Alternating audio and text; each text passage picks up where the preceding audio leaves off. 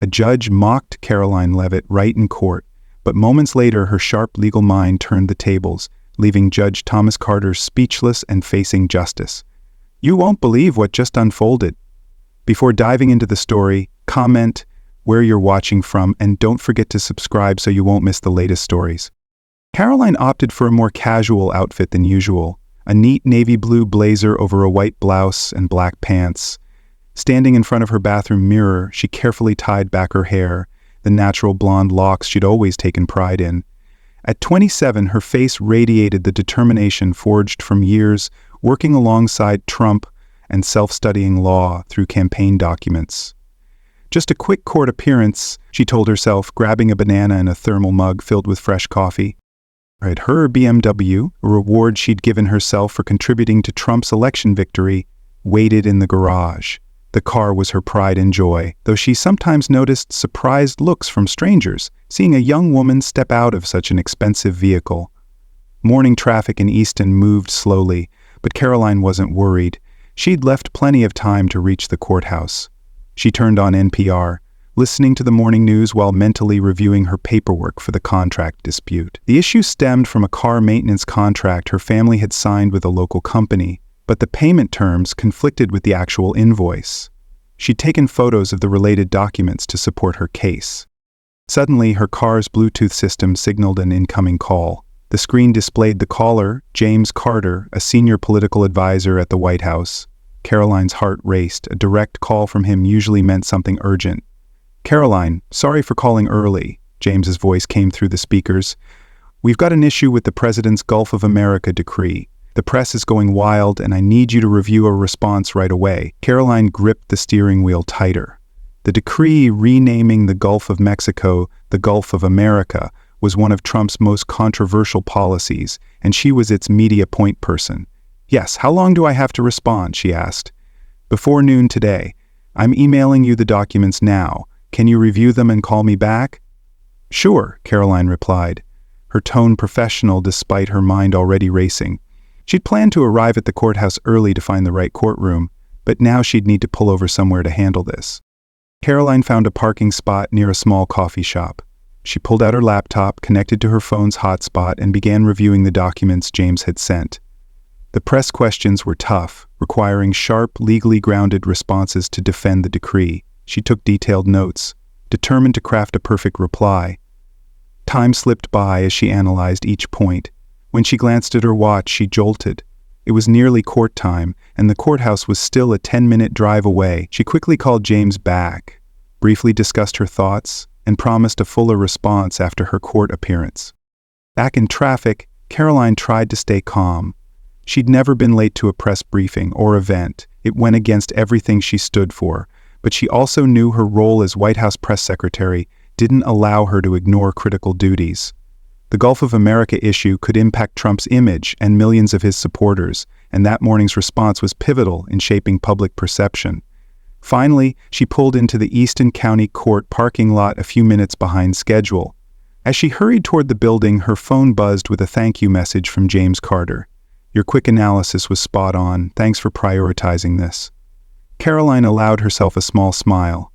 At least the delay had served an important purpose, but what she didn't realize as she rushed up the courthouse steps with her paperwork in hand was that arriving a few minutes late was about to spark a chain of events that would expose deep-seated biases in a system she'd never imagined confronting. Judge Thomas Carter's courtroom awaited her, and this ordinary morning was about to become anything but routine. Judge Thomas Carter's courtroom was known for its strict rules and cold efficiency. At 62, with graying hair and wire-rimmed glasses, he carried an air of authority built over 30 years on the bench. That morning, he sat elevated above the room, his black robe pressed and pristine, watching people file into the courtroom. The county courtroom was already bustling, with over 20 individuals seated on the wooden benches. Most there for minor issues, traffic tickets, contract disputes, or administrative matters. Carter noted that most early arrivals were neatly dressed, their paperwork in order, and he nodded approvingly at their punctuality.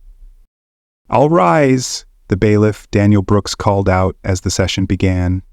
Judge Carter launched into his familiar routine with practiced precision, handling the first few cases swiftly and efficiently, proud of running his courtroom like a well-oiled machine. To him, tardiness was a sign of disrespect for the law. When the courtroom door swung open a few minutes after the start, Karoline slipped in quietly, trying not to disrupt the proceedings. But Judge Carter halted mid-sentence in another case, his eyes narrowing as they fixed on the young woman who dared arrive late. "Step forward," he commanded, his voice sharp and icy. The case in progress was set aside. Karoline approached the podium, her posture confident and professional despite the hostile reception. Carter glanced down at his schedule. "You must be Karoline Leavitt, scheduled for the start of this session," he said, emphasizing the timing with a tone dripping with disapproval. "Do you think your time is more valuable than the court's, Miss Leavitt?" Before she could respond, Carter pressed on, his voice growing louder with each sentence, intent on making an example of her. A few people in the courtroom shifted uncomfortably in their seats. Earlier, a middle-aged businessman had arrived a few minutes late, and the judge had barely noticed. "In this courtroom, we have rules," Carter lectured, shuffling papers on his desk without glancing at Karoline. "This isn't a White House press briefing or some media event where you can stroll in whenever you please. This is a court of law." Karoline stood still at the podium, hands clasped in front of her, calmly observing. She noticed he hadn't even looked at her paperwork yet. His arrogance was evident in every gesture. He regarded her as if she were just an inexperienced young woman, speaking to her like she was a child. The bailiff, Daniel Brooks, an older man, watched the scene with a hint of unease. In his 15 years there, he'd seen Carter treat those who didn't fit his mold differently. "Your Honor, may I explain?" Karoline began, her voice steady and professional. "You may not," Carter cut her off, his tone firm, as if to squash any resistance. "I've heard every excuse in the book: car trouble, traffic, personal emergencies. None of that matters here. The session was set to start on time," he said, lifting his gavel as if its mere presence underscored his authority. Those awaiting their cases watched intently. A young woman in a business suit, who'd arrived a few minutes before Karoline, sat silently, her tardiness completely overlooked. A pattern of unfairness was becoming apparent to everyone in the courtroom, though Carter himself seemed oblivious to it.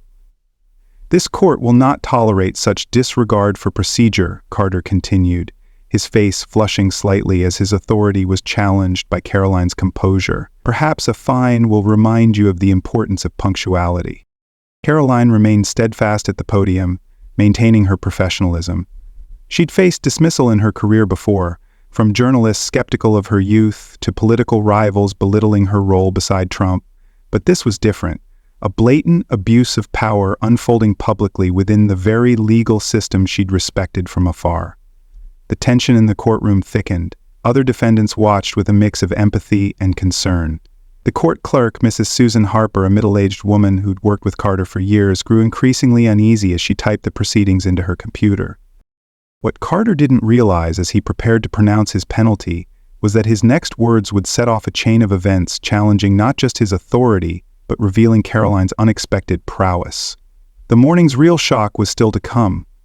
Carter leaned forward in his high-backed leather chair, his expression stern as he prepared to deliver his ruling. Morning sunlight streamed through the courtroom's tall windows, casting harsh shadows across his face, enhancing his imposing demeanor. "Miss Leavitt," he declared, his voice echoing through the now silent room, "this court hereby fines you $500 for contempt." He paused, letting the amount sink in. It was one of the steepest fines he'd issued for lateness, though he didn't mention that. Karoline stood motionless at the podium, her mind swiftly cataloging every detail of this exchange. She noticed Carter's eyes never quite met hers, his tone carrying an edge she'd encountered too often in her political career, a blend of arrogance and prejudice toward her youth. From her time with Trump, she'd honed a knack for spotting self-importance disguised as authority.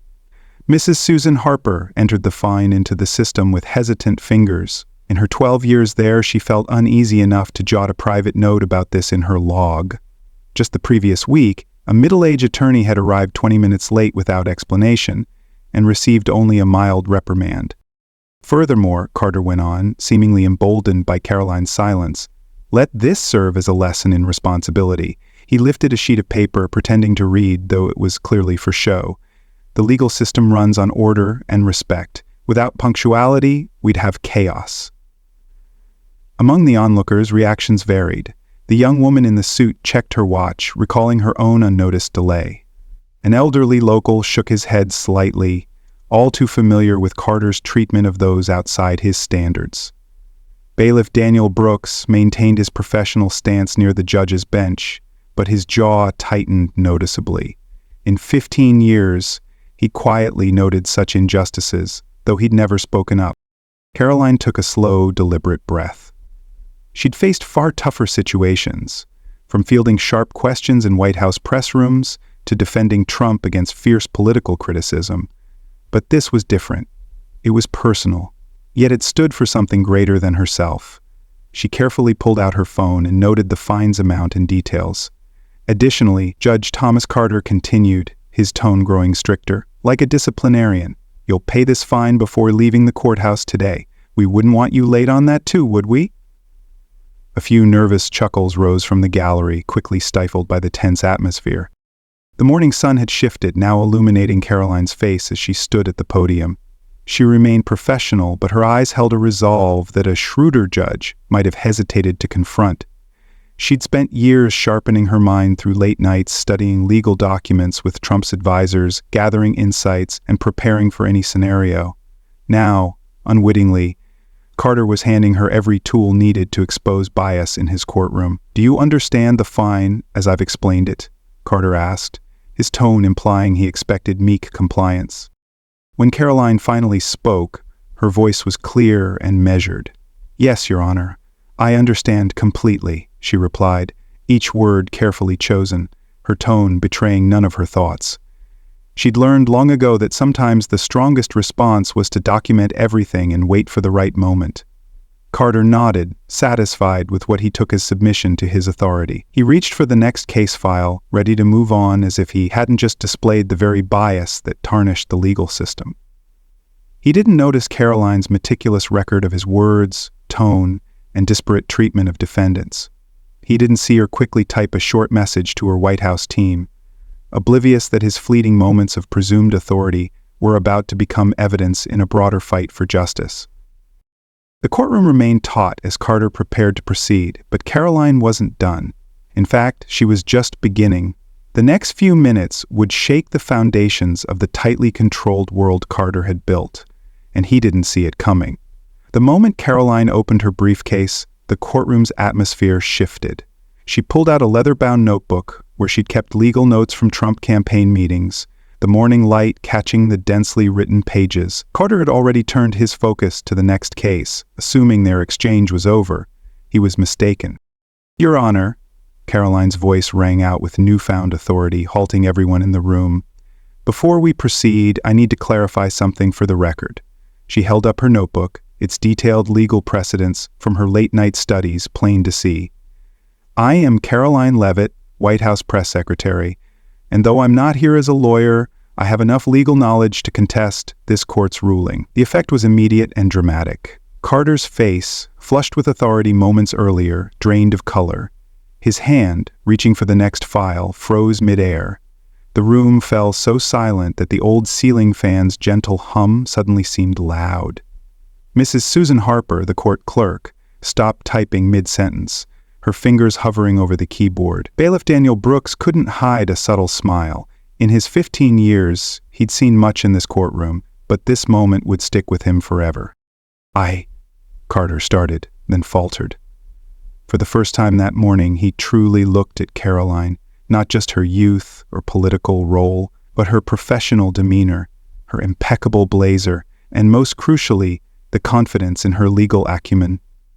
"I apologize for my delay this morning," Karoline continued, her voice steady and clear. "I was delayed by an urgent matter from the White House regarding the Gulf of America decree, which I'm sure Your Honor has heard about in the news," she said, pausing briefly to let her words sink in. "I have an email confirmation from political advisor James Cotter, and I'm happy to provide it to the court if needed."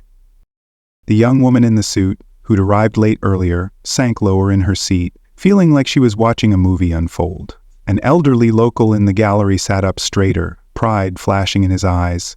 This was a rare sight in his lifetime. Judge Thomas Carter's mouth opened and closed several times before he found his voice. Ms.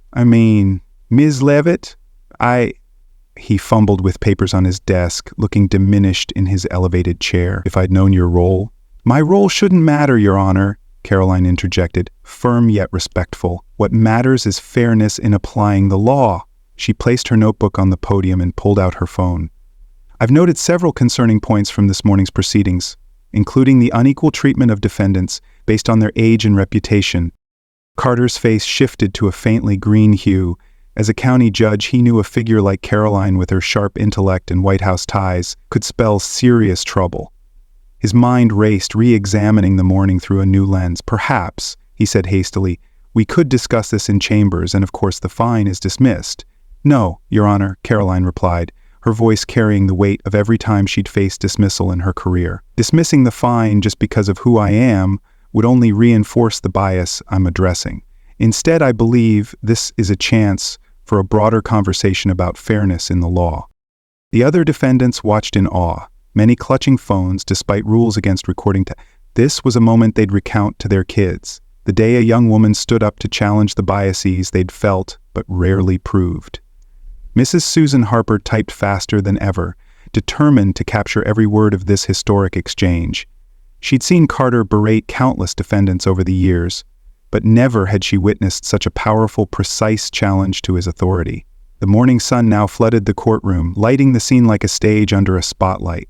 Carter sat in his chair, his authority crumbling, while Karoline stood tall at the podium, transforming from a defendant into a symbol of exceptional intellect before everyone's eyes. The next words in this courtroom would lay the groundwork for a shift beyond Easton's small court. A personal victory illuminating Karoline's brilliance. The minor contract dispute had become something far greater, a moment of strength no one could ignore. The fallout from Karoline Leavitt's defiance rippled through Carter's courtroom like a slow-motion earthquake. His immediate backpedaling was obvious to all. He shuffled papers, cleared his throat repeatedly, and adjusted his glasses, clear signs of mounting unease. Ms. Leavitt, Carter said, his voice noticeably softer than before, allow me to be the first to apologize for this unfortunate misunderstanding. He pressed a button to summon his clerk. We'll strike this fine from the record at once. Karoline remained at the podium, her stance upright and professional. Your Honor, she replied, her voice firm yet measured. I respectfully decline to have the fine dismissed. Her words sparked murmurs throughout the courtroom. Instead, I'd like to address the larger issue at hand, Karoline continued. The other defendants leaned forward, riveted. Mrs. Susan Harper, the clerk, stopped typing entirely, her fingers frozen above the keyboard as she watched the scene unfold. Bailiff Daniel Brooks edged closer to the courtroom's center, sensing the historic weight of the moment. This morning, Karoline went on, pulling out her phone where she'd taken notes, I observed 7 people enter this courtroom after the session began. Of those, 3 were middle-aged professionals who received no comment or reprimand from the bench. She paused, letting the facts settle. 2 were young students who got verbal warnings, and 2, including myself, faced the harshest treatment, likely due to our youth or reputation. Judge Thomas Carter's face reddened again, this time from embarrassment rather than authority. Ms. Leavitt, what you're saying amounts to very serious accusations. His voice wavered slightly. I assure you, this court treats everyone equally. The evidence suggests otherwise, Your Honor.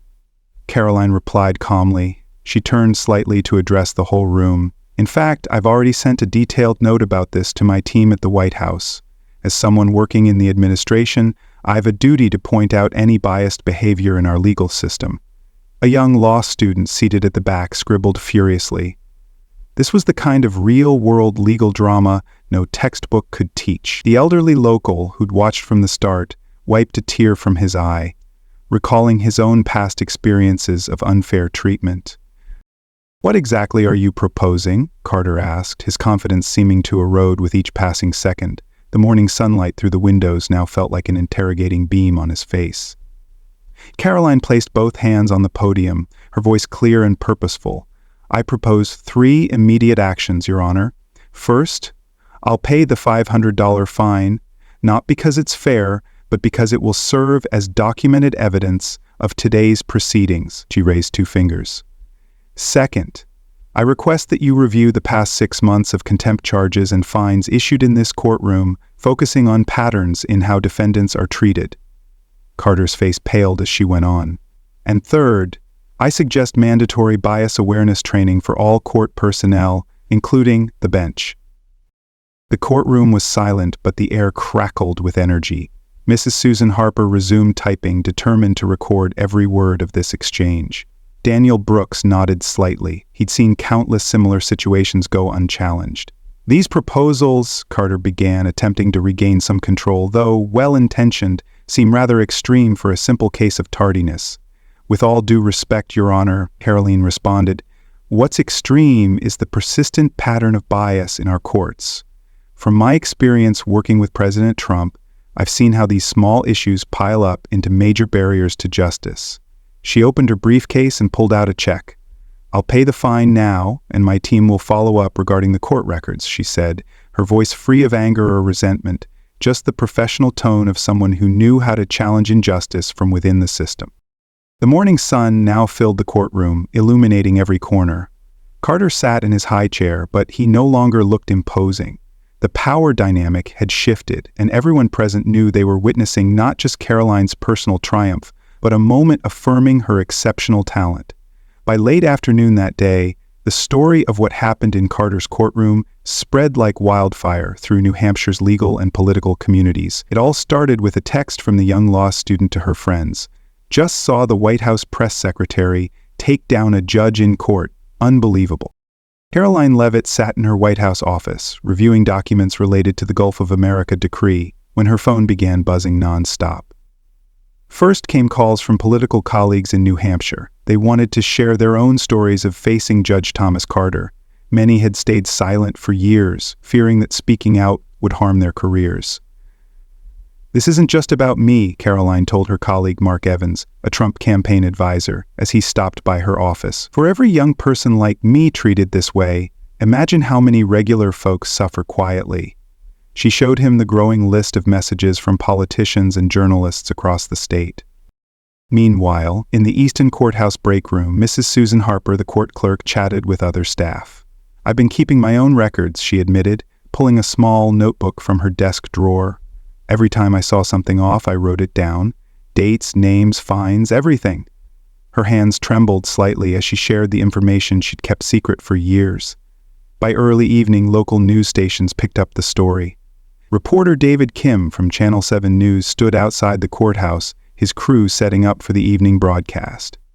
Sources inside the courthouse confirmed the White House press secretary was fined $500 for arriving late this morning, he reported. But what happened next has sparked a statewide debate about bias in our legal system. The story quickly spread to social media.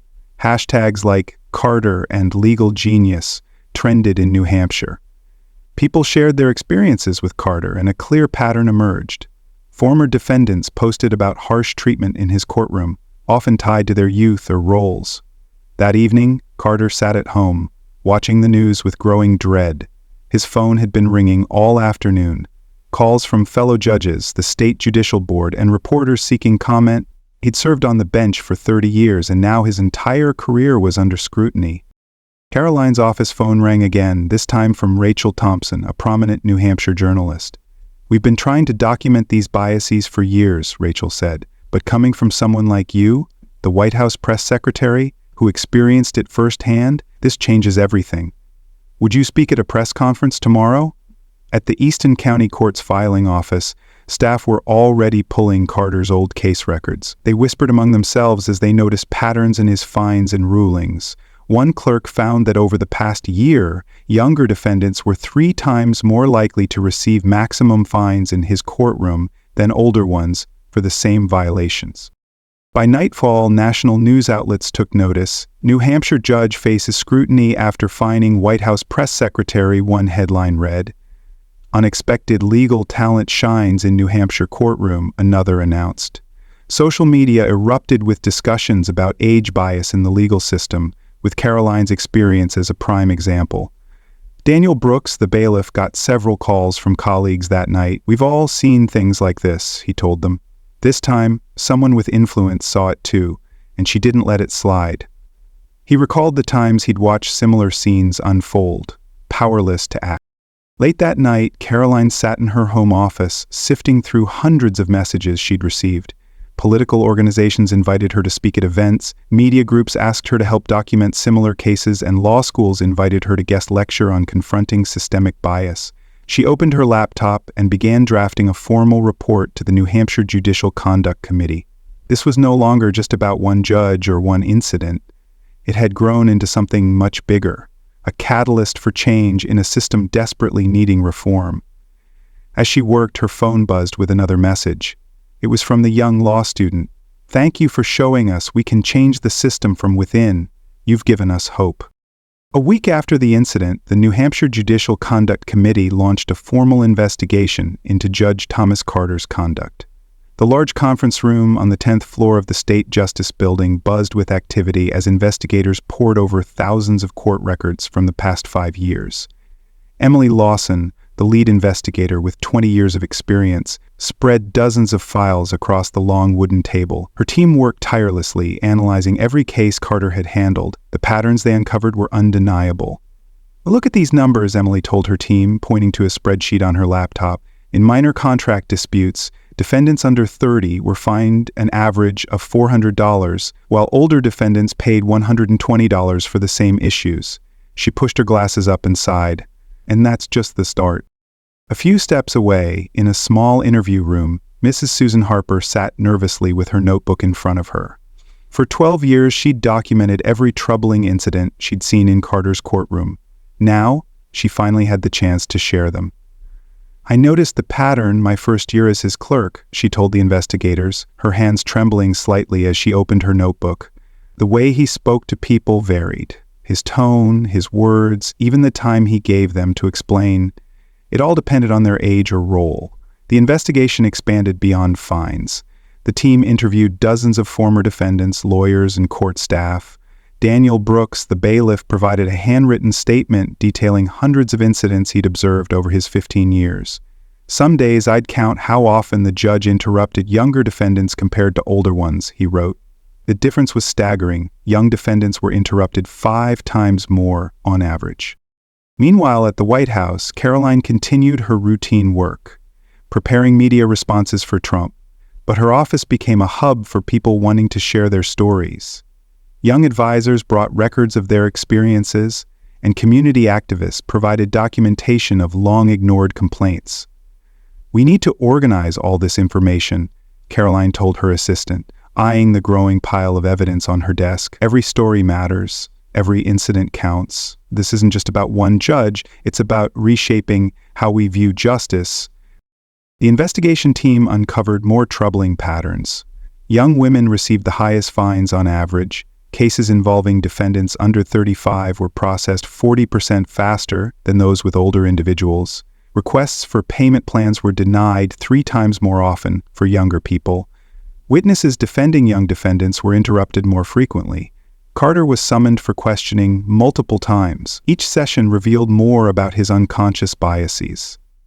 When confronted with the data, he seemed genuinely shocked, apparently never having realized the extent of his prejudice. "I've always prided myself on being fair," he said in one interview, his voice quieter than his usual courtroom demeanor. "I never thought, I didn't realize." For the first time, he seemed to grasp the impact of his actions. The investigation also revealed that several other judges in the area showed similar patterns in their rulings. What began as a probe into one judge's conduct had exposed a systemic issue far beyond Easton's courtroom. By the end of the 3rd week, Emily Lawson and her team completed a comprehensive report. The 300-page document was packed with statistics, testimonies, and detailed analysis of thousands of cases. The evidence was overwhelming. "This report doesn't just highlight isolated incidents," Emily explained to the committee board, placing the hefty document on the conference table. "It reveals a systemic bias pattern that's affected thousands of lives over years. More importantly, it shows how this bias operates so quietly that even those perpetuating it might not fully recognize their actions." As the investigation neared its end, one thing became crystal clear. Karoline Leavitt's experience had pried open a door sealed shut for decades. Behind it lay years of recorded bias, discrimination, and inequity, waiting to be exposed and addressed. The question now wasn't just about Carter's fate, but how to fix a system that had let such bias thrive unchecked for so long. The next steps demanded more than discipline. They required a complete reimagining of how justice was served in New Hampshire's courts. 3 months after Karoline stepped into Carter's courtroom, the face of justice in Easton began to shift.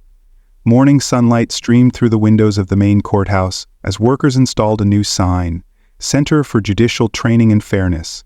Carter no longer sat on the bench.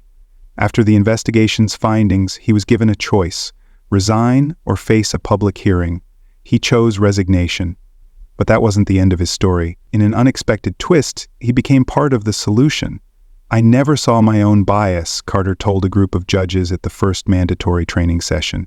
He stood at the podium, a different man from the one who'd fined Karoline, his voice humbler, his posture less rigid. "I thought fairness meant treating everyone the same, but I never examined how my background and assumptions shaped my ruling." Karoline sat at the back of the training room, watching the scene unfold. She hadn't anticipated this outcome when she stood up in that courtroom 3 months earlier. Beside her sat Mrs. Susan Harper, now promoted to head a new court monitoring program. The changes rippled beyond one courthouse. New rules mandated detailed records of fines, rulings, and judicial conduct, reviewed monthly by an independent committee of community members, legal experts, and activists. Daniel Brooks, the bailiff, was appointed to lead a new training program for court staff. "We're the eyes and ears of the courtroom," he told his first class of trainees. "It's our duty to speak up when we see unfairness. The days of staying silent are over." At the White House, Karoline looked at the wall where she'd framed her $500 fine receipt. It had become a symbol of change, reminding visitors that one person's stand could make a difference. Below it hung a new photo of her with a group of law students. She now taught a weekly class on ethics and bias in the legal system. The local bar association established a new reporting system for documenting bias incidents. In its first month, it received over 200 reports, each thoroughly investigated, painting a clear picture of existing issues and solutions.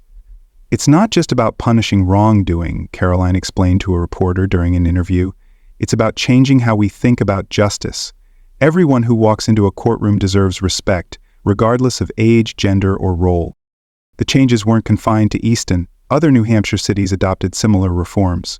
Mandatory bias awareness training for court staff, regular audits of rulings for fairness, community oversight committees to monitor court practices, and new guidelines to standardize fines and rulings. Law schools also mandated diversity training for students. One morning, 3 months after the incident, Karoline received a letter. It was from the young law student who'd seen it all that day in court. The student wrote that the moment had altered her career path. She now focused on social justice law. "You showed me change is possible," the letter read. "Sometimes it just takes one person willing to stand up and say, 'This isn't right.'" She'd started a legal clinic at her law school to aid those facing court discrimination. The elderly local from that day returned to visit the courthouse. He walked slowly through the halls, noting the changes. Multilingual signs welcoming visitors, a help desk offering free legal guidance, and security greeting everyone equally. "I've been coming here for 40 years, he told a young clerk at the desk, his eyes welling up. "This is the first time I felt justice might truly be fair." Karoline's phone buzzed with a message. The Judicial Review Board wanted her to lead a new commission on court reform. As she read it, she recalled that morning 3 months ago, a small act of standing up for what was right had sparked a wave of change, still growing. In the Easton Courthouse's main lobby, a new plaque was installed. It read, "Justice isn't just about the law. It's about how we treat each person who walks through these doors." Below was the date Karoline Leavitt entered Thomas Carter's courtroom and changed everything. The story, Judge finds Karoline Leavitt only to discover she's a legal genius, mirrors real issues in today's United States, particularly biases around youth, gender, and professional roles, common in workplaces including the legal system. In the tale, Karoline, a 27-year-old White House press secretary, is dismissed by Judge Thomas Carter when she arrives late to Easton Court due to an urgent task tied to the Gulf of America decree. Carter fines her $500, mocking her as a media person ignorant of law, only to be stunned when she counters with sharp, self-taught legal knowledge, exposing his unfair treatment of younger defendants. The event spreads on social media with hashtags like legal genius, leading to reforms like bias training and court oversight, a reflection of America's current push for accountability and equity. The deepest lesson from Karoline Leavitt's story is that courage paired with preparation can dismantle even the most entrenched injustices. She didn't just confront bias, she turned a moment of dismissal into a movement for fairness, proving that one voice, armed with knowledge, can shift systems. In life, we often face moments where we're underestimated, whether at work, school, or in personal battles. Karoline teaches us to harness those challenges, study hard, document everything, and stand firm when it counts. Her triumph shows that change doesn't require power or privilege, just persistence and intellect. Apply this daily, speak up against unfairness, back your words with facts, and watch small actions ripple into big impact. Thanks for watching this inspiring tale. Please like, share, and comment below. How will you use your voice to challenge bias? Subscribe for more stories of resilience and justice.